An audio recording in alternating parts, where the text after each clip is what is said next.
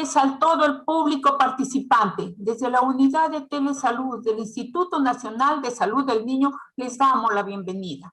El día de hoy presentamos un tema de mucho interés para todo el personal que labora o tiene niñas en casa.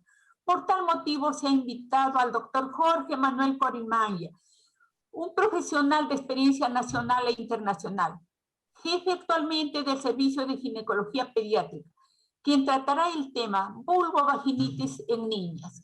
Con ustedes, el doctor Corimaya. Puede empezar, doctor. Muy buenas tardes a todos y todas en esta tarde, en que vamos a hablar sobre un tema muy importante, que es las infecciones vaginales en las niñas, sobre todo en las niñas, porque sabemos que nuestro servicio también ve adolescentes. Pero digamos, la diferencia entre una y otra población es marcada, y el tema pediátrico fundamentalmente lo vemos en las niñas. La otra enfermedad en las adolescentes también tiene otras variables. Entonces, hoy día vamos a concentrarnos en lo que es la vulvovaginitis en niñas y todo lo que hemos recopilado en un momento. Trae fellow de la FIGIC en ginecología pediátrica de la adolescencia y actualmente jefe del servicio de ginecología. Entonces, lo principal y lo inicial siempre es la definición de términos.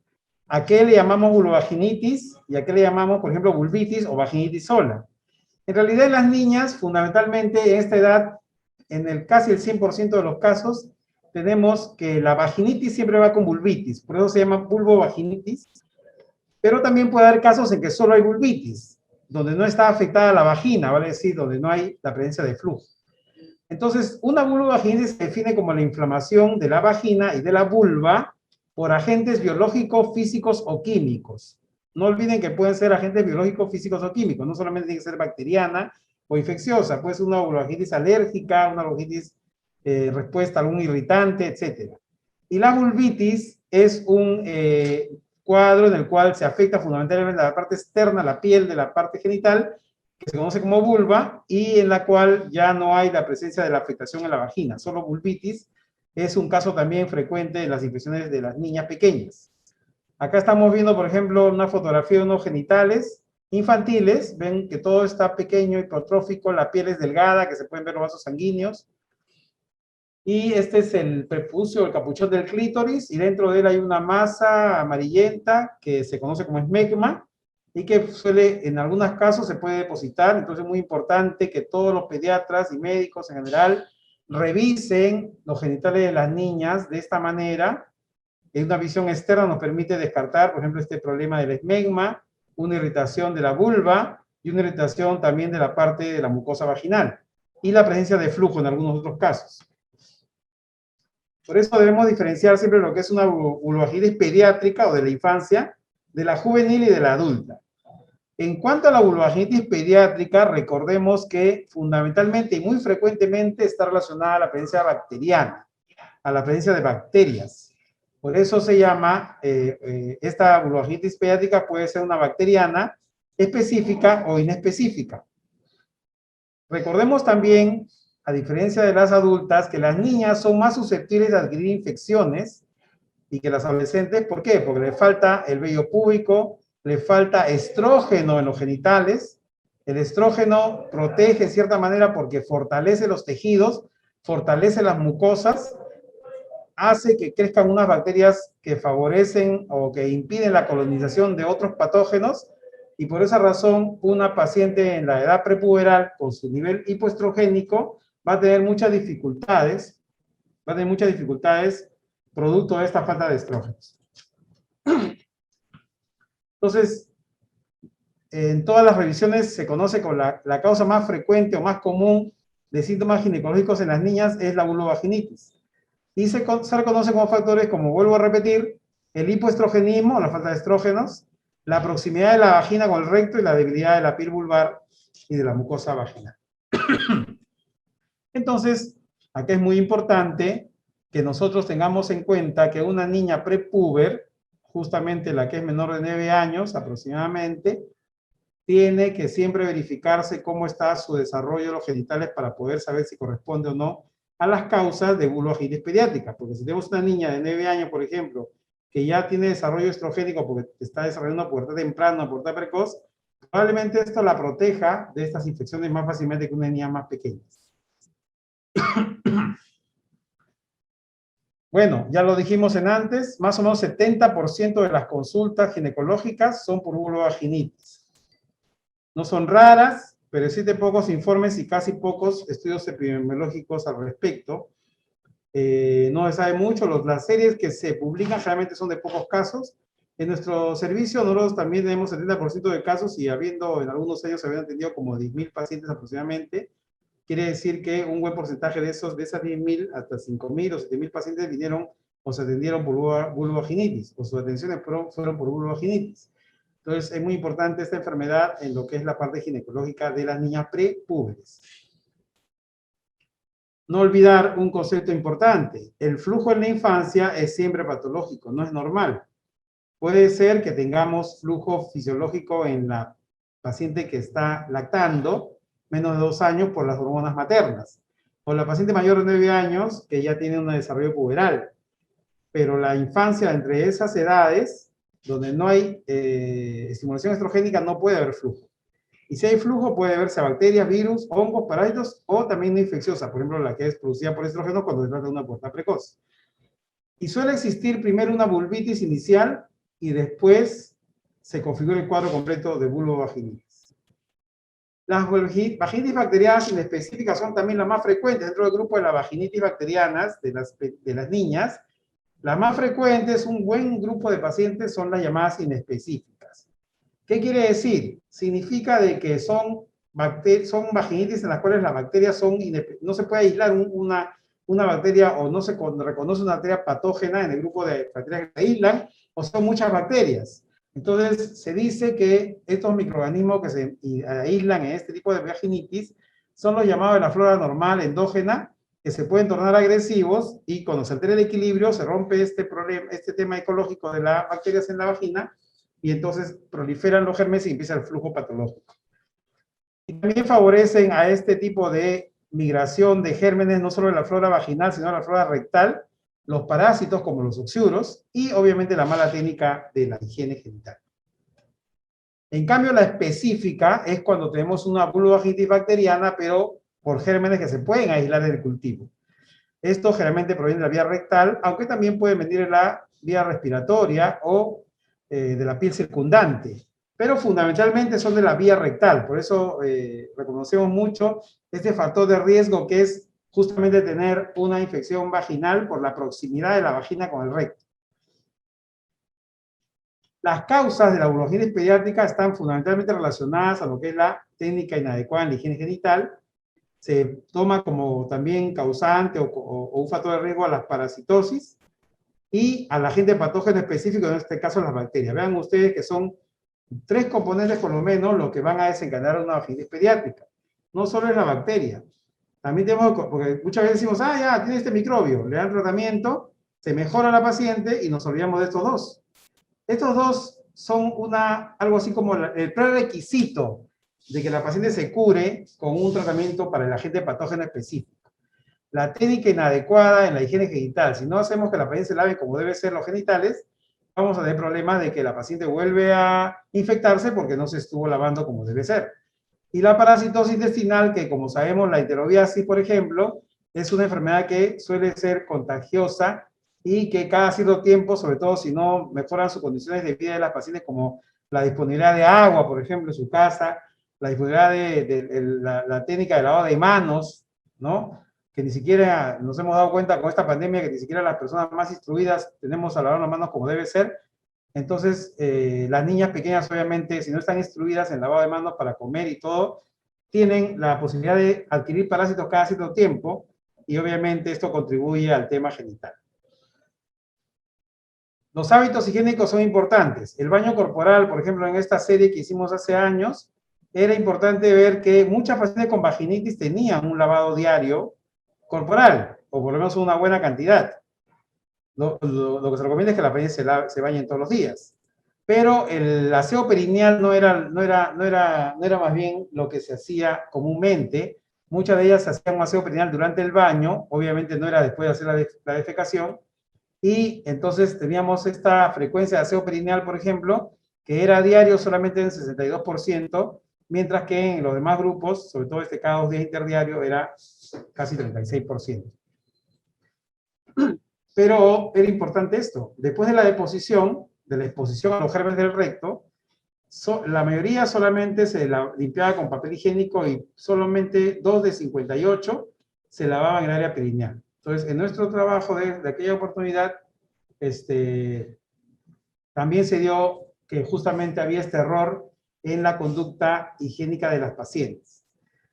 Importante saber para el diagnóstico de la edad de la paciente. Como hemos dicho, la edad de 2 a 9 años viene a ser la edad prepuber, donde es donde más tenemos el problema de la falta de estrógenos protectores de la vagina. Como no hay protección, en esas edades se puede producir la infección fácil de cualquier germen. En la anamnesis también vamos a preguntar por enfermedades preexistentes. Hay pacientes con enfermedades crónicas, reciben corticoides o reciben otros antibióticos. Preguntemos sobre la técnica de aseo genital. Hay que detenernos en esto. El uso de jabones, ¿qué jabón usa? Hay pacientes que se lavan con todo lo que se les ocurre. Incluso usan detergente para ropa, combinaciones de algunas sustancias como limón, vinagre, a veces hierbas, manzanilla, y etcétera, ¿no? Y también el momento del aseo, como hemos dicho, debe ser inmediatamente después de la deposición. Y también la historia de parasitosis. Muchas pacientes dicen, me hice un examen de parásitos y no salió nada. Entonces sabemos que los parásitos no son tan frecuentes de aislarse en las pacientes, pero muchas de ellas dicen, a pesar de eso, sí vi que expulsaba un gusanito en la mañanita o en la noche. Entonces, es importante preguntar eso sobre los parásitos. El examen físico muy importante enseñar a nuestros colegas, el estadio de Tanner es importante determinar en la paciente. Como dije, puede ser una niña que tenga pubertad precoz y entonces pensamos que eso cambia todo lo que es el riesgo de enfermedades infecciosas de la vagina. Generalmente las niñas con infecciones vaginales están entre 2 y 9 años y tienen estadio de Tanner 1. El estado de higiene general y genital. No solamente vamos a ver los genitales, también vamos a ver cómo está su ropita, las manos de la niña, las uñas y su higiene general. De tal manera que tenemos que hacer educación en nuestra población de que es importante hacerse el aseo y lavarse y bañarse siempre, a pesar que estemos en invierno. Porque algunos padres de familia tienen miedo de bañar a sus niños diario en la época de invierno porque hace frío. Pero justamente hemos visto pues los virus, las bacterias fundamentalmente se contagian por la contaminación de las manos y obviamente de todo el cuerpo. Examen de genitales, vemos si hay eritema, presencia de flujo purulento, sanguinolento, etc. Y también examinamos el anito, porque ahí podemos ver que muchas pacientes no se han limpiado bien el popó, o no se lo lavan después de hacer popó. Entonces, hay veces en que vemos a las pacientes los genitales, y cuando vemos el anito vemos restos fecales. Y también hay que ver el calzoncito, manchas en la truza, nos indica más o menos qué tipo de flujo es. Flujo verdoso, sanguinolento, flujo blanquecino, cremoso, etc. Este es un diagrama de la Sociedad Argentina de Ginecología Pediátrica sobre cómo manejar más o menos, es un fluxograma, cómo manejar más o menos lo que hacemos nosotros también acá, ¿no? Primero, el primer episodio de vulvovaginitis a implementar los hábitos higiénicos. Eso es importante para el primer nivel de atención. Viene la paciente en el primer nivel de atención y ¿qué hacemos? Implementamos hábitos higiénicos adecuados, un tiempo obviamente lo observamos, 14 días para que tenga la oportunidad de hacerse un buen aseo con la consejería adecuada que se le da a la paciente por parte del médico o la consejera si hubiera algún personal de apoyo en el servicio. Esto va a determinar dos cosas, o que se cure o que siga con el flujo. Si se cura, gracias a Dios, adiós, muy bien, siga usted con los hábitos higiénicos, ya ve que es por eso que se está infectando la niñita, hay que continuar con esto, adiós. Persiste, ¿qué tenemos que hacer? Parasitológico seriado con test de Graf. Si tenemos la opción, que muchos centros de salud lo tienen, hospitales generales lo tienen, acá no hay nada patológico, nada misterioso, y vemos, si tenemos un tratamiento parasitológico positivo, hay que hacer un tratamiento, pero si hay un resultado parasitológico positivo, tratamiento parasitológico familiar, a toda la familia. Y sale negativo, entonces estamos pensando que tenemos dos opciones, ¿no? De repente está mal el examen, o no lo hicimos bien, o se nos pasó. Pero bueno, como no salió nada, en ese caso sí se pasa al cultivo de secreción vaginal. Esto ya generalmente requiere pues un instituto como el nuestro, donde hacemos cultivos de secreción vaginal con el apoyo de los microbiólogos de ese hospital, que son muy eficientes para esto, y la toma de muestra, que es con un hisopo delgado y todo lo demás. Es importante, de repente, para esto no va a ser tan eficiente, digamos, los servicios periféricos, pero también podrían intentarlo y capacitados podrían comenzar a hacer cultivos de secreción vaginal adecuados en los hospitales donde se puedan hacer. Entonces, este cultivo sí ya requiere pues un personal especializado, ¿no? Hay que sacar un cultivo de la parte vaginal de las niñas, lo cual es una cosa no tan fácil. Y bueno, si sale negativo, existir con medidas higiénicas y si no, un nuevo cultivo. Y si es positivo, se da el tratamiento según el antibiograma. En ambos casos de los tratamientos, tiene que hacerse un control post-tratamiento. Esos son casos del esquema general. No se olviden que siempre hay que pasar por los hábitos higiénicos y por el tema de la parasitosis. Entonces, acá está un resumen, examen de parasitogenesis, test de Graham y cultivo de secreción vaginal. Otro esquema, acá es, por ejemplo, cuando ya la vaginitis un poquito más complicada, con sangrado, por ejemplo, hay que descartar todas estas patologías. Nosotros hemos visto que lo más frecuente en nuestro medio, al menos en vaginitis hemorrágica con sangrado, es la shigella. Y los que son sin sangrado, entonces el cultivo, se encuentra el patógeno que puede ser respiratorio, entérico, o de repente por ahí aparece un germen tipo gonococo, por ejemplo, o Gardnerella, que no es sospechar actividad o abuso sexual, tenemos que investigar más a fondo. Pero esto obviamente es lo raro, lo menos común. En el caso de entérico está la shigella y los heterococos o los hemófilos, que son los de vía respiratoria, que también pueden afectar a la vagina infantil. Vienen ahí fundamentalmente por la contaminación con las manos. Y bueno, hay pacientes en los cuales va a salir negativo, va a salir gérmenes normales, y en ese caso pues hay que investigar otros temas, entre ellos la vaginitis inespecífica, que es por mala higiene, por parasitosis, que son gérmenes en realidad de la flora normal, pero que se han vuelto patógenos, se han vuelto malos. Acá están los oxiuros y la vaginitis específica, pero también puede haber otros temas, como puede ser enfermedades cutáneas, sistémicas, un cuerpo extraño, o una alteración anatómica, que es mucho menos frecuente, es más raro. Entonces, los cultivos hemos dicho, con un hisopo delgado para poder ingresar en el introito vaginal, que es bien pequeño. El hisopo de madera, a pesar que a nosotros nos parece delgado, a veces no entra en los introitos vaginales de las pequeñas. Y es además, como es grande o grueso, puede causar algún tipo de molestia en la paciente y temor. Y entonces usamos el hisopo delgado. Muy delgadito, como el que se usa para la toma de muestra de las secciones faringes. Esa toma de muestra en condiciones adecuadas, la niña con aseo genital. No podemos tomar una muestra sin lavarse, que es algo muy común, que a veces viene la paciente y dice, el doctor me dijo que venga sin lavarme. No, tiene que ser lavadita, porque lo que queremos es ver los gérmenes dentro de la vagina, no lo que están afuera. Transporte de la muestra en condiciones adecuadas, no esperar, pues, dejarla, sacan el tubo y lo dejan 2, 3 horas, 2 días, no. Tiene que ser inmediato, en fresco, para que los laboratoristas hagan el examen en fresco y también siembren el cultivo antes de que se mueran los gérmenes. Y muchos de ellos vamos a ver que son anaerobios y a veces requieren condiciones adecuadas para eso también, que a veces no se cumple. Establecer comunicación con el laboratorio, hacernos amigos del laboratorista, del laboratorio, porque él nos va a explicar y nos va a ayudar con lo que es el intercambio entre la parte clínica y la parte del laboratorio. Ya adecuar la lectura del cultivo al cuadro clínico. Si sale negativo, que tengo un flujo purulento, definitivamente hay una infección, ha pasado algo con ese cultivo. Tengo que ver, como nos decían nuestros maestros, antiguamente la clínica manda, entonces damos un tratamiento de acuerdo a nuestra experiencia y de acuerdo a lo que más o menos podría ser, si tenemos un flujo patológico. Examen parasitológico a pesar del examen seriado, la pequeña otra vez limitada. En realidad, podemos hacer un examen de ese y dicen que solamente un 12% sale positivo, un 30% en otros estudios. A pesar que a veces la madre trae el gusanito en el frasco, en un papelito, ¿no? Entonces, volvemos a un resumen importante. La higiene genital después de la deposición es importante de aconsejar a la madre. Si la niña hizo deposición, a lavarle. Jabones neutros o de pH ácido, en todo caso jabones neutros o antialérgicos. Uso limitado de cremas protectoras. Uso limitado de toallas húmedas. Estas toallitas húmedas más bien hacen daño, sobre todo en las niñas más grandes. En las pequeñitas que tienen una mucosa más fuerte, porque todavía tienen hormonas de mamá, se puede usar tranquilamente, pero hemos visto que en las niñas de más de 2 años que no tienen protección hormonal, las toallitas húmedas en la vagina causan irritación y favorecen la infección. Y favorecen la vulvitis. Las cremitas protectoras tampoco se debe seguir usando. Se usaban para la escaladura, le siguen poniendo el hipogloss, el óxido de zinc, qué sé yo. Uso limitado de ropa sintética. Eso también es importante. No desaconsejar la ropa ajustada, la ropa sintética en nylon.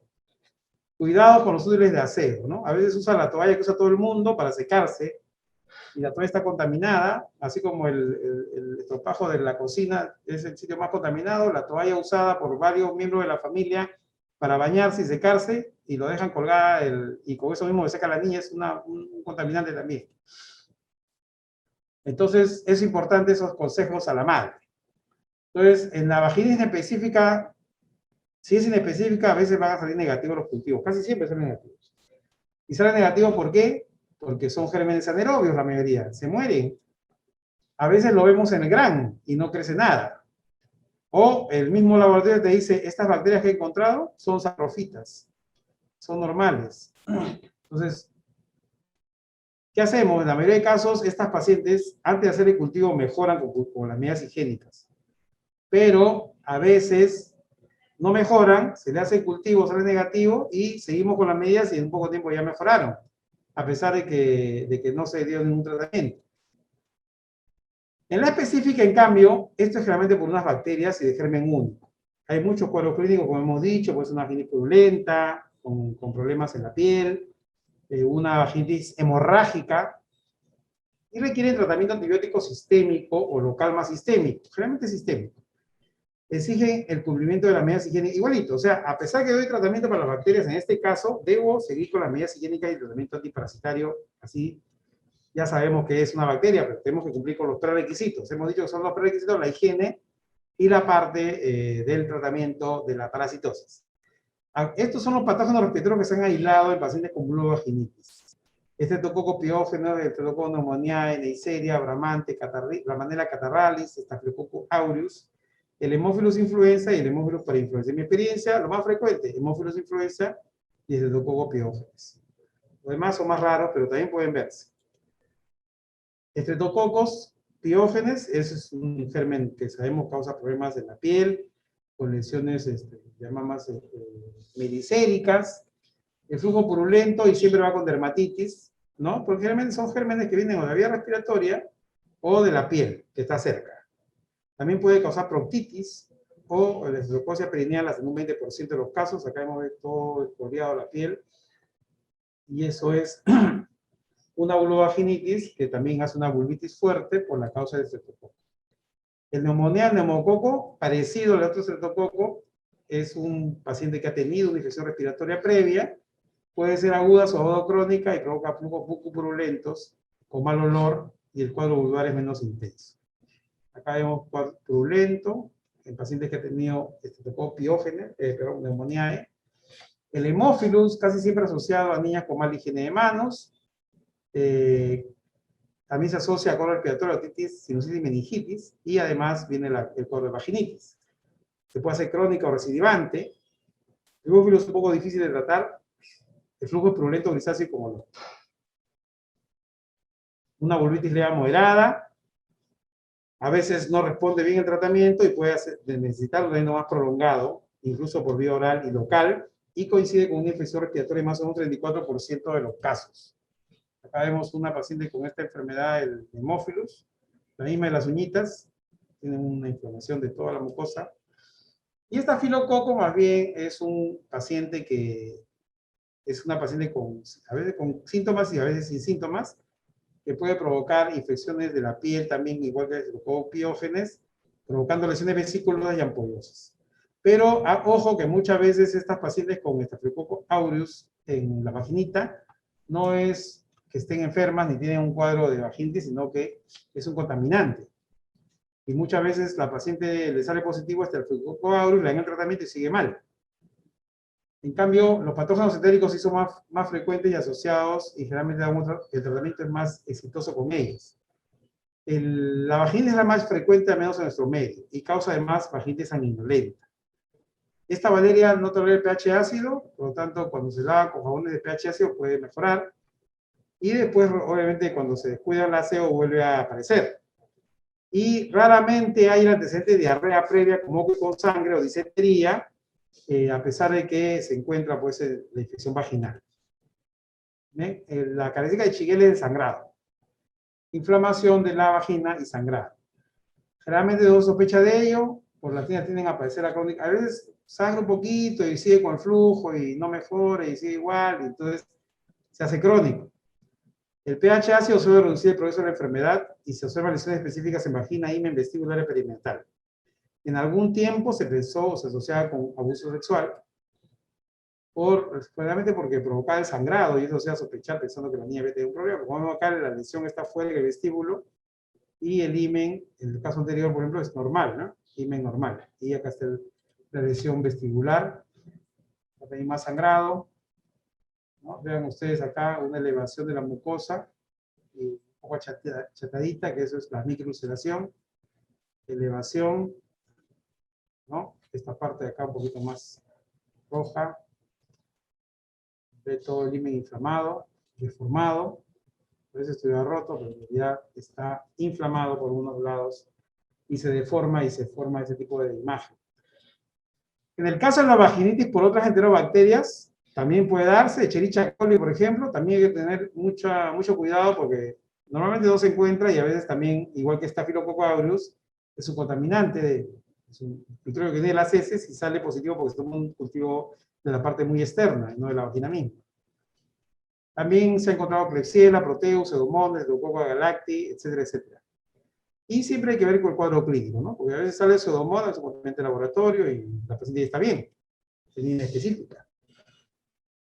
Medidas generales ya las mencionamos, evitar los jabones desodorantes con perfume, hay que hacer la limpieza, usar toallas desechables, lavarse las manos, antes y después de la higiene, usar jabón neutro, y desechar las toallas del baño utilizadas. Los oxiuros, la mayoría de pacientes que venían por vaginitis, a veces ya los pediatras le han dado, o los médicos le han dado un tratamiento para parásitos. Miren, de acá, 12, la mayoría ya había recibido tratamiento. Generalmente es con mebendazol, la dosis que ustedes conocen, 100 miligramos, dosis única, repetido las 2 semanas. Hay que repetir siempre porque hay oxiuros que se van a salvar del tratamiento porque se meten en la vagina. Y también podemos dar albendazol, el flubendazol que no existe, no lo veo mucho en el mercado, y nitazosanida también puede usarse, a la dosis que todos conocemos. Los antibióticos. Ya sabemos que si tenemos una vaginitis específica, vamos a dar antibióticos de acuerdo a la resistencia bacteriana, o sea, con el antibiograma. Pero hay que ver también que algunos antibióticos no suelen tener mucha llegada a una vagina de la niña, que es, por definición, un órgano que está poco vascularizado y que está un poco lejano, ¿no? Su circulación no tiene, entonces no es un lugar que concentre muy bien a los antibióticos, pero por explayamiento podemos decir que una paciente, un antibiótico que concentra bien en la parte urinaria podría concentrar también en la parte vaginal. Antibioterapia de amplio espectro. ¿Qué pasa cuando tenemos una infección que nos sale negativo el cultivo y no sabemos, por la paciente sigue con la enfermedad? Entonces recurrimos a antibiótico-terapia de amplio espectro. Por ejemplo, en primer lugar, para agentes anaerobios, porque son los más frecuentes, y después los gérmenes gram negativos aerobios. También se ha ensayado tratar con estrógenos. Nosotros lo reservamos para después de que ya hayamos descartado totalmente la infección. Y usar cremas puras o mixtas más antibióticos sistémicos también es una esperanza para el paciente que no mejora con esos dos primeros tratamientos antibióticos. Para Shigella antes usábamos el ácido nalidíxico, ahora no nos queda otra opción que usar ciprofloxacina, porque el ácido nalidíxico ya no lo tenemos en el mercado. Hemófilus, usamos cloranfenicol hasta ahora, todavía se consigue esta jarabe, y para Gardnerella y Mobiluncos el metronidazol. Si tenemos para el amplio espectro, ahí sí recurrimos al metronidazol porque pensamos en anaerobios. Y en segundo lugar, buscamos o vemos la forma de usar clindamicina, para lo cual hay que dar dosis por kilo de peso y 30 también, miligramos por kilo de peso por día, en 4 tomas o en 3 tomas. Y se le hace la preparación en la farmacia de la dosis respectiva. Lo mismo que para la ciprofloxacina. Como sabemos que no hay jarabe, se le tiene que dar la receta para que el de la farmacia del hospital prepare los sobrecitos para cada toma de la paciente. Y de esa manera logramos que ella pueda adquirir este medicamento que ya no existe jarabe. Los estrógenos, ¿qué función tendrían? Tendrían justamente la función de proteger de una nueva contaminación con bacterias de la vagina que hemos ya deducido, concluido, que es una vagina poco desarrollada. Entonces, queremos que sea más desarrollada para que se defienda mejor. Podemos recurrir a los estrógenos, que lo va a proteger por un tiempo. En realidad, siempre tenemos en la cabeza el hecho de que lo más probable es que una paciente tenga vulvaginitis porque no se hace un buen aseo genital, pero eso no podemos verlo nosotros en la casa de la paciente. Entonces, bueno, si la paciente, a pesar de que ya se lava o se lava mal, no sabemos, pero no mejora, entonces lo que hacemos es prevenir que no siga la infección con este tratamiento estrogénico. Normalmente lo hacemos después de la vaginoscopía, que nos ha descartado por completo otras causas de vaginitis crónica. Por eso es que este no es un tratamiento de inicio. Se menciona en la literatura, pero es un tratamiento, digamos, final, ¿no? Ahora, ¿usar estrógenos hay que tener miedo? No, es probable que un curso breve resulte lesivo a la paciente, además es local. Y en algunos casos, por ejemplo, en el caso del líquen simple, se puede ayudar a que se eviten las complicaciones como las infecciones vaginales por el rascado excesivo. Otras terapias puede ser, por ejemplo, disminuir un poco mejorar la piel con óxido de zinc, ¿no? Cuando la paciente se quedó con vulvitis residual después de un tratamiento, todavía le pica, está enrojecido. Y a veces también se puede usar mano a los corticoides con crema, en crema, pero no siempre porque puede mascarar un cuadro bacteriano. El ácido láctico que está presente en muchos de los jabones de pH ácido que se venden en el mercado, hay versiones para niñas que es más diluido. En realidad, teóricamente no tendríamos que usarlo porque la niña tiene un pH neutro y con eso debería defenderse. Pero aquellas pacientes que tienen una chiguela, una enfermedad crónica, no mejora, se le puede cambiar el jabón neutro a un jabón con pH ácido a fin de acidificar un poco la vagina, al igual que el mismo efecto que con los estrógenos. La acidificamos para mejorar un poco sus defensas y aquellas bacterias sensibles al ácido no desarrollen. Lo mismo puede ser con el caso de los estrógenos, para casos crónicos. Hay muchas publicaciones que hablan de la efectividad de utilizar terapia combinada y local, otras con la combinación de corticoides. Y es importante también ver otras enfermedades que podrían ser o estar asociadas con vaginitis pediátrica. Bueno, la principal, la vaginitis específica, la aguda bacteriana, que son las que hemos hablado hoy día, la parasitosis por oxiuros y también los líquenes, la esclerosis, el líquido escleroso. A veces hay pacientes que tienen adherencia de labios menores y entonces se les queda la orina detrás de los labios menores y después se produce la infección. Cuerpos extraños que pueden provocar flujo crónico y las dermatosis que son estas, ¿no? La eczema, la psoriasis.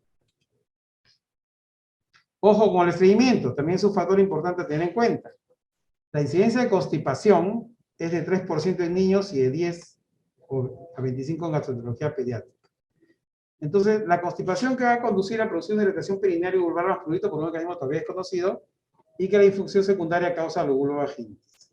También se puede ver que cuando hay pacientes que tienen estreñimiento, pueden tener una impactación fecal o unas heces demasiado secas, pero hay heces líquidas que pueden fluir o caerse por los lados del recto y provocar una contaminación vaginal.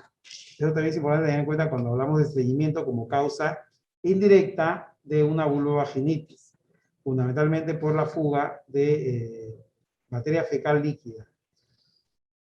Otro tema importante es la educación de la paciente, como mencionamos al inicio. La educación de los padres. Las niñas cuya madre recibe una charla demostrativa y se monitoriza su práctica, tuvieron una tasa menor de recurrencia. Hay poca información sobre higiene adecuada de las niñas o controles teóricas sobre la función de la microflora bacteriana. Sin embargo, la higiene genital ha demostrado ser pilar en lo que es el manejo de las pacientes y sobre todo en las crónicas, mejorar y evitar que se vaya a la cronicidad. Por esa razón, la higiene no es solamente cosa de antes. Hay estudios, por ejemplo, de este último, sobre la higiene a nivel educativo de los padres en Turquía, que concluye que no solo depende de los microorganismos, como dijimos al inicio, sino también a la mala higiene personal, el grado de instrucción de los padres o de la madre y a irritantes específicos, como los jabones inadecuados. En esta tabla de este trabajo se menciona, por ejemplo, que las pacientes que tenían vaginitis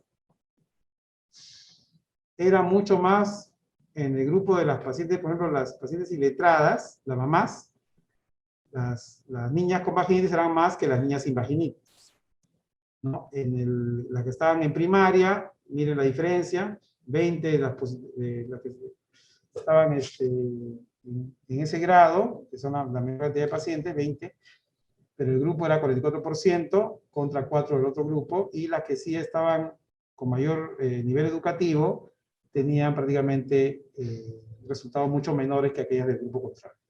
Entonces, en conclusión, dicen de que no solamente es importante el tema de la higiene genital, perdón, el tema del tratamiento antibiótico o el tratamiento para parásitos, sino también la instrucción, la orientación que damos a las madres.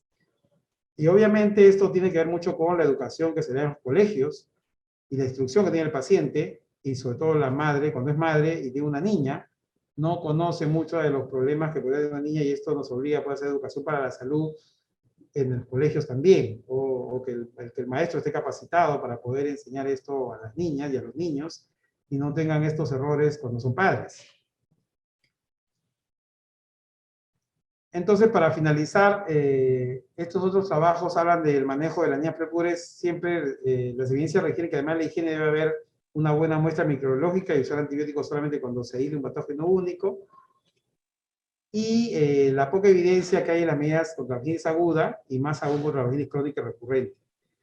En realidad hay pocos estudios, es muy difícil hacer este tipo de estudios, pero los que hay nos dicen más o menos el parámetro a seguir. Por ejemplo, una limitación bastante importante es el uso de antibióticos para gérmenes específicos que a veces no existen en forma de jarabes para poder dar a las pacientes. Y bueno, la posibilidad de hacer una vaginoscopía como requisito para el uso de estrógeno es algo que tenemos al menos en nuestro servicio, que es importante porque este uso de estrógenos podría ser ya el último remedio, digamos, para una paciente que no mejora. Y finalmente, lo que es la educación sanitaria en la prevención de las recurrencias. Muchas gracias. Estoy atento a las preguntas que pudieran hacerme en este tiempo que queda. Ha pasado bien rápido, pero bueno, con mucho gusto para responderlas. Bien, doctor Corimaya. Vamos a revisar las preguntas emitidas por el chat. Primera pregunta. En caso de niñas y adolescentes con diabetes, ¿presentan secreción vaginal?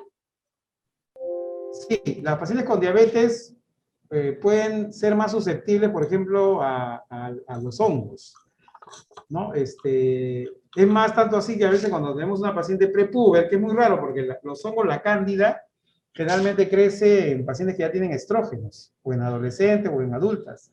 Pero las niñas pequeñas es muy raro que tengan cándida albicans en la vagina. No crece, pero si vemos una niña de 6 años, de 5 años que tiene flujo vaginal por cándida, se puede ver clínicamente y también confirmó por laboratorio, entonces tenemos que pensar que esa niña tiene algún problema que le está bajando las defensas. Puede ser uso de corticoides o también una paciente con diabetes. Y de hecho, las pacientes con diabetes que venían a la consulta por flujo casi siempre tenían el tema de la vaginitis por estos hongos que es la cándida. Bien, doctor, pasamos a la segunda pregunta. ¿Ha tenido casos de leucorrea por antibiótico como cefixime utilizados en otras patologías pediátricas? Perdón, ¿puede repetir la pregunta? Nuevamente, ya, ok. ¿Ha tenido casos de leucorrea por antibiótico? Por ejemplo, cefixime, el antibiótico, utilizados en otras patologías pediátricas. Bueno, la paciente que recibe antibiótico por alguna razón, en las niñas pequeñas en realidad no es tan frecuente esto. Más es en las adolescentes. Cuando un adolescente tiene un tratamiento antibiótico por otra enfermedad, puede destruir la flora vaginal normal. Y al destruir la flora vaginal normal suele tener una candidiasis en respuesta. Por eso decía yo, si tenemos una paciente con candidiasis, de desequilibrio de la flora, de la microbiota vaginal, que hace de que tengamos este tipo de problema. Entonces, casos así específicos de alguna paciente que tuvo una infección vaginal después de tomar antibióticos, no lo he visto en las niñas, o no recuerdo en todo caso, pero sí se ven adolescentes que tienen una microflora que las protege y los antibióticos los destruyen, y entonces eso es el tema de que se provoca pues una infección vaginal por otro germen que no responde a ese antibiótico o a un hongo, como cándida. Bien, doctor, otra pregunta. ¿Es necesario buscar sistemáticamente infección urinaria en caso de vulvovaginitis? Ya, la infección urinaria y la infección vaginal son dos enfermedades que tienen síntomas diferentes en las niñas, ¿no? Pueden ir juntas, porque muchas veces los gérmenes que provocan infección vaginal también provocan infección bacteriana. La diferencia es que la mayor frecuencia de infección urinaria está debida a Escherichia coli. También es por contaminación fecal. Pero a diferencia de los gérmenes que contaminan la vagina, si bien es cierto, en la vía urinaria lo más frecuente es la Escherichia coli, en la vagina no es lo más frecuente. Más frecuentes son gérmenes de otro tipo, como anaerobios, como los enterobacterias como Shigella, y en realidad yo creo que tiene que ver mucho con los síntomas que tiene la paciente. A todas las pacientes que tienen vulvovaginitis no les voy a pedir un examen de orina, solo las que tengan síntomas urinarios, ¿no? Pero muchas pacientes con síntomas urinarios no necesariamente tienen una infección urinaria, ¿no? Se le hace un examen de orina y sale normal. ¿Por qué? Porque los síntomas urinarios estaban relacionados a la irritación del meato uretral, que es, como ustedes saben, colindante con la parte vestibular y vaginal y vulvar, y entonces la inflamación de la vagina y de la vulva involucraban también al meato y eso provoca la disuria. Por eso que la disuria puede ser un síntoma de vulvovaginitis y se menciona como tal. Una paciente con vulvovaginitis puede tener disuria sin tener infección urinaria, pero si tenemos un síntoma urinario, obligatoriamente le pedimos un examen de orina a la paciente o un urocultivo. Bien, doctor. Otra pregunta. ¿Por qué el estreñimiento da vulvovaginitis? Ya, en realidad no se conocía mucho sobre esto, se veía que era frecuente que una paciente estreñida tenga flujo. Puede ser debido, como dije en la diapositiva, a un tema de impactación fecal, pero incompleta, digámoslo así, ¿no? En la cual la retención de heces en el recto no es completo y entonces hay heces que son menos consistentes que la que está produciendo la impactación y eso provoca la pérdida o el escape, digamos, o sea, en otras palabras, una impactación fecal puede tener, en cierta manera, una incontinencia fecal periférica, digámoslo así, que hace que se contamine la vagina con más frecuencia.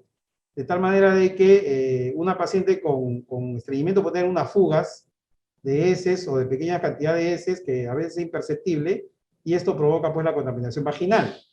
Después no se conocen otros mecanismos por el cual podamos aseverar de que haya, o así se acierta, podemos aseverar esta relación, pero sí se ve claro que muchas pacientes con vaginitis tienen también estreñimiento. Bien, doctor. Otra pregunta. ¿Podría haber cuadros urológicos no infecciosos relacionados a vulvovaginitis crónicas inespecíficas? Gracias a su excelente exposición. Cuadros urológicos, claro, o sea, por ejemplo, el uréter ectópico es una de las causas de vulvovaginitis crónica, ¿no? Pensamos que la vagina es el problema, pero hay una fístula ahí, un uréter ectópico, o también fístulas urológicas que pueden provocar vaginitis crónica. Por eso es que un tema importante cuando tengamos una vaginitis crónica que no mejora, ya se buscó todos los gérmenes y no hay nada, es hacer la vaginoscopía.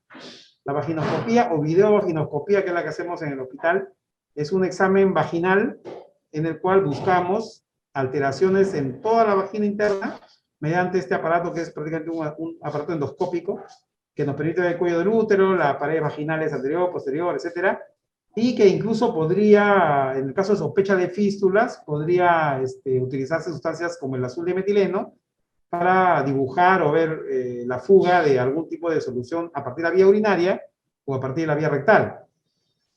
Entonces, eso es importante también considerar que sí puede haber cuadros urológicos no infecciosos, como malformaciones, por ejemplo, en el caso de las vaginitis crónicas inespecíficas o incluso específicas. Bien, bien. ¿Cómo usted maneja en su práctica diaria la vulvovaginitis en niñas? Como dije anteriormente, es el resumen. Primero que nada, las medidas higiénicas generales, el tratamiento antiparasitario y ver, según la clínica, si se trata de una vaginitis inespecífica o específica. Si es inespecífica, basta con eso y se observa en 2 semanas cómo va el tratamiento y cómo las medidas higiénicas pueden mejorar el tema de la vaginitis. Si es una inespecífica, específica, entonces se le pide el cultivo de secreción y de acuerdo a el tratamiento. Esos son los pasos básicos de un manejo de vaginitis en la práctica diaria en niñas en todos los niveles de atención. Bien, doctor. En caso de sospecha de cuerpo extraño como causa de vulvovaginitis, ¿cuál sería el manejo? El manejo, sí, el manejo de un cuerpo extraño es el lavado vaginal, con suero fisiológico. Se utiliza una sonda delgada y así como cuando se limpian los oídos, de la misma manera, con suero tibio, se hace el lavado en el mismo consultorio, pero en realidad eso cuando es muy evidente el cuerpo extraño, ¿no? porque muchas veces el cuerpo extraño es una sospecha, no sabemos si realmente tendrá un cuerpo extraño, porque no podemos ver más allá del tercio inferior de la vagina. Entonces, en ese caso, la paciente sube a sala, se le hace la vaginoscopía y se encuentra el cuerpo extraño, se hace el lavado respectivo, porque a veces el cuerpo extraño tampoco no es algo que hace solo con un lavado. Hemos tenido pacientes que tenían, por ejemplo, un ganchito de pelo dentro de la vagina, o pacientes que tenían muñequitos o cositas dentro de la vagina, ¿no? Entonces, eso no va a sacar un lavado vaginal. A veces, muchas veces también los cuerpos extraños se pegan a la mucosa vaginal, por eso están asociados también a sangrado vaginal. Algunas pacientes con cuerpo extraño no solamente tienen cuerpo extraño, sino también un sangrado vaginal porque la mucosa se pegó al cuerpo extraño y al momento de que se quiere soltar o el movimiento mismo de la vagina, empieza el sangrado de esa estructura. O la estructura tiene punta, o son espinitas, o son ericitos, cosas que tienen puntas, ¿no? Entonces, todo eso se ha encontrado muchas veces en la vagina de las niñas con vaginoscopía. Entonces, el lavado puede servirnos, ¿sí? El lavado vaginal, sobre todo cuando vemos, por ejemplo, así nomás se ve que tiene un papel higiénico, una bolita de algodón, el lavado va a ayudar, pero no olvidarse que puede haber algo más adentro. Bien, doctor. Según su presentación, el lavado de la región anal post-defecación está relacionado a menos casos en comparación a la higiene con papel higiénico, pero también el baño diario está relacionado a más casos de vulvovaginitis. ¿No será contradictorio? ¿Cuál sería su recomendación al respecto? Muchas gracias, doctor. Claro, cuando hablamos de baño diario, en realidad lo que hemos visto en nuevas revisiones es que no se precisa qué tipo de baño diario es. Porque el baño diario es un baño corporal total, en el cual también puede estar, por ejemplo, si se baña en una tina y echa jabón en la tina va a irritar la vagina. Entonces, es diferente el baño parado, el baño sentado, y el baño que no necesariamente hace el aseo genital en el momento de la defecación, sino en cualquier hora del día, y si el baño diario está hecho con un jabón adecuado para la vagina de la niña, porque puede usar un jabón de tocador y le irrita a la paciente, o se echa en una tina llena de jabón o de espuma y le irrita a la paciente. Entonces, lo que se ha visto en los estudios es que los baños de las pacientes, a pesar de que la paciente se baña, mejor dicho, eso no es suficiente. Sí está bien que la paciente se bañe, pero lo que también tiene que hacerse es un lavado de los genitales adecuado, sea durante el baño, o sea después de la exposición, que de repente no coincide con el baño. A veces las niñas se bañan en la noche, se bañan en la mañana, entonces el baño diario, digamos, lo que nos preocupa a nosotros y lo que aconsejamos es que cuando se hagan el lavado genital, sea durante el baño o sea en otro momento, sea con un jabón neutro y con agua corriente, y evitar las tinas con espumas y las remojadas de muchas horas, ¿no? Porque eso causa inflamación de la vagina externa y después se predispone a la infección vaginal. Bien, doctor. ¿Se puede aplicar cremas vaginales de amplio espectro mediante una sonda Nelaton y una jeringa para no dañar el himen de la niña? Bueno, de todas maneras una manipulación de la paciente es una cosa que no es muy práctica, digamos, ¿no? O sea, por ejemplo, poner una sonda Nelaton para hacer un lavado vaginal es una cosa que es un extremo para nosotros, porque normalmente lo hacemos en sala con una paciente que se hace vaginoscopía. Pero, digamos, usar una sondita para poner... Antes había, por ejemplo, unas estructuras que se llaman candelillas, que eran antibióticos para tratar la vaginitis en las mujeres adolescentes vírgenes. Pero a pesar de que esto es muy delgado y todo, lo que se ha visto es que la aplicación de cremas locales no necesariamente va a eliminar la enfermedad en sí, porque el germen de amplio espectro, por ejemplo, los gérmenes inespecíficos, son gérmenes de un día, o sea, son gérmenes que entran y salen, ¿no? Lo que se ha visto es que son gérmenes de la flora o son de la vía rectal que se contaminan, el cuerpo lo destruye y al día siguiente ya no hay flujo. Entonces, cuando nosotros revisamos a las niñas, la paciente está normal y la señora dice, no, pero está manchando, ahí el manchón. ¿Y qué hizo usted? Le lavamos y ya está mejor, sí, porque son gérmenes del día. Entonces, solamente usar un medio local, digamos, en el caso de las pacientes, que podría ser con una sonda o una inyección o una jeringuilla, o ponerle un óvulo o algo, es una intervención que no es muy práctica, digamos, para que la paciente lo pueda hacer en su casa. Tendría que venir al hospital para no ponerle la sonda y todo lo demás, ¿no? Entonces, normalmente se le da por eso tratamiento sistémico. Y el sistémico hace de que, claro, el sistémico es más largo y todo, pero normalmente se hace eso por lo poco práctico. Ahora, la paciente internada es una paciente crónica y se le puede ir a asistir diariamente con un tratamiento local, ayuda bastante, hemos dicho, tratamiento local y sistémico juntos son buenos. Tratamiento local, incluso nosotros como ginecólogos, sabemos que el tratamiento sistémico de las infecciones en adultas y en adolescentes es menos, el sistémico es más efectivo que los tratamientos locales, ¿no? A pesar de que la industria pues nos inunda con óvulos, ¿no? Y claro, el óvulo es más práctico porque la paciente también se siente mejor, porque el óvulo además tiene otros componentes, que a veces algunos tienen antiinflamatorios, qué sé yo, pero en el caso de las niñas pequeñas, el tratamiento con local no es tan práctico, digamos. Se puede hacer, se podría hacer, pero no es lo más práctico que yo recomendaría. Bien, doctor. Otra pregunta. ¿El resultado del cultivo de secreción vaginal con Gardnerella definitivamente implica abuso sexual, al igual que la presencia de molusco contagioso en genitales de las niñas? Gracias, doctor. No, ninguno de los dos es un diagnóstico definitivo de abuso sexual. La Gardnerella, como dije, nos pone alertas y nos invita a la preocupación o a la indagación, digamos, de una posibilidad. Pero Gardnerella es un germen que también es parte de la flora rectal, o sea, el Haemophilus vaginale, que se llamaba antes, ahora se llama Gardnerella, es parte vive en el intestino. Entonces, al igual que el Escherichia coli o algún otro germen del recto puede pasarse de la vagina, la Gardnerella también es un contaminante rectal. Es más, hay estudios que hablan, por ejemplo, de que la Gardnerella, niñas que tienen Gardnerella, se hizo un estudio y se vio que las mamás también tenían, y que además las mamás dormían con las niñas, y no sabían cómo se contagiaban, ¿no? Se supone que se contagiaban, ¿no? Tampoco se afirmaba en los estudios, solamente se vio esa variable de que pacientes, niñas con Gardnerella, la mamá también tenía. Y entonces hay un concepto que algunos autores argentinos dicen que se llama el colecho. El colecho significa la costumbre que tiene una mamá de dormir con su niña en la misma cama. Entonces, no se sabe cómo, se presume que es de repente por traslado de parásitos tipo Xiuro, ¿no? Que salen de la niña, van a la mamá y regresan a la niña y algo así. Pero lo único que se ha conocido en los estudios es que había una relación entre las niñas que dormían con sus madres y la infección por Gardnerella. Eso es lo más que se llevó.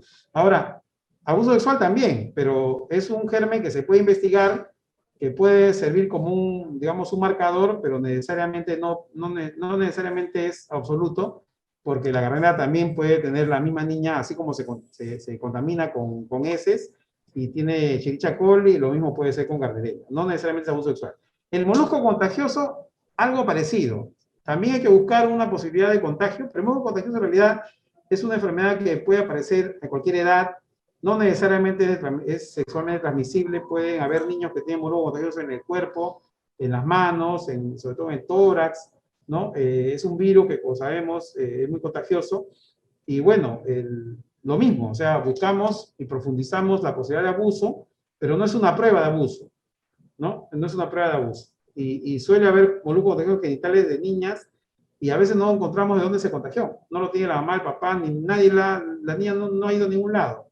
Supuestamente se asume de que el virus lo tienen los padres y que, bueno, no han hecho enfermedad activa y se lo han contagiado al cambiar el pañal o en algún momento de su vida también de la niña, no necesariamente en el momento que le sale la lesión.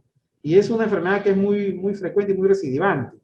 Entonces, hay que tener en cuenta eso, pero los textos dicen que no necesariamente eso es absoluto, que es una enfermedad de transmisión sexual.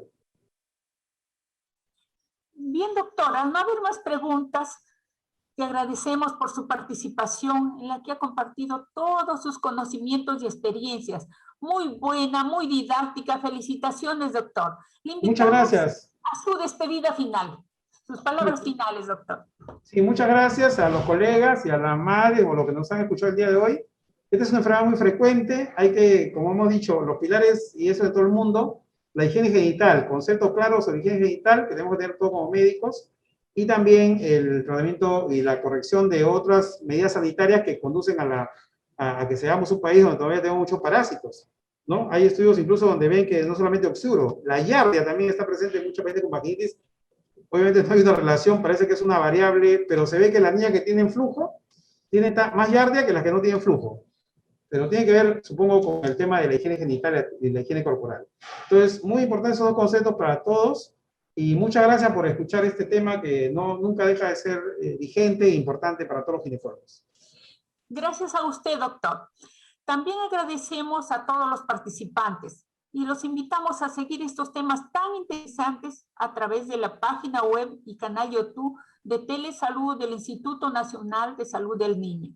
Gracias a todos y buenas tardes.